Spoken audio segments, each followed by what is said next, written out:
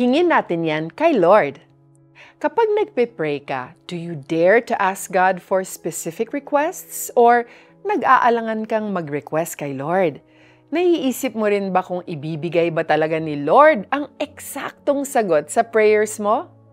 Ganyan ang naramdaman ni Ciara nang minsang in-encourage siya ni Amy to ask God for specific things. She believes in the Lord, but at the same time, she is doubtful and fearful to ask God for specific requests. Bakit pa ako manghihingi ng specific kung hindi naman yun ang ibibigay ni Lord? Alam na ni Lord kung ano ang best para sa akin. Humingi naman ako dati pero hindi binigay.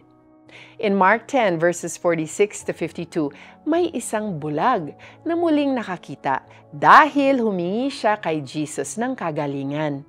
Ang interesting part sa kwento ni Bartimaeus, nang marinig niyang dumadaan si Jesus, naglakas loob siyang sumigaw, "Jesus, anak ni David, mahabag po kayo sa akin."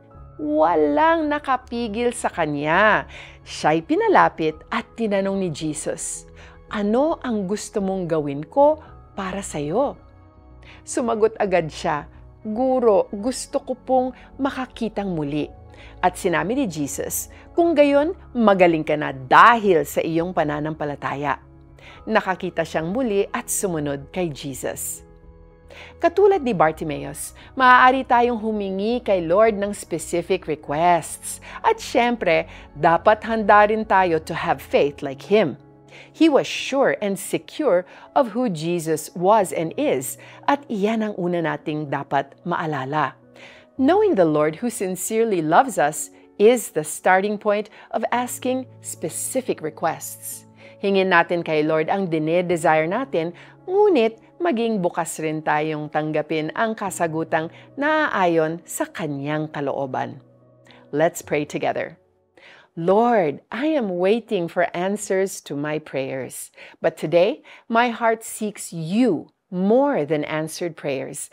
I desire to know You more and to have strong faith in You. I trust You, Lord Jesus. In Your name, Amen. Wow, let's take a moment to reflect. Look back on the best things that the Lord has given you after He said no to a specific prayer you once asked of Him. What does this teach you? Ano ang gusto mong gawin ko para sa'yo? Tanong sa kanya ni Jesus. Sumagot ang bulag, "Guro, gusto ko pong makakitang muli." Mark 10:51. Thank you for setting aside time to hear the Word of God. I'm Joyce Burton Titular. God bless.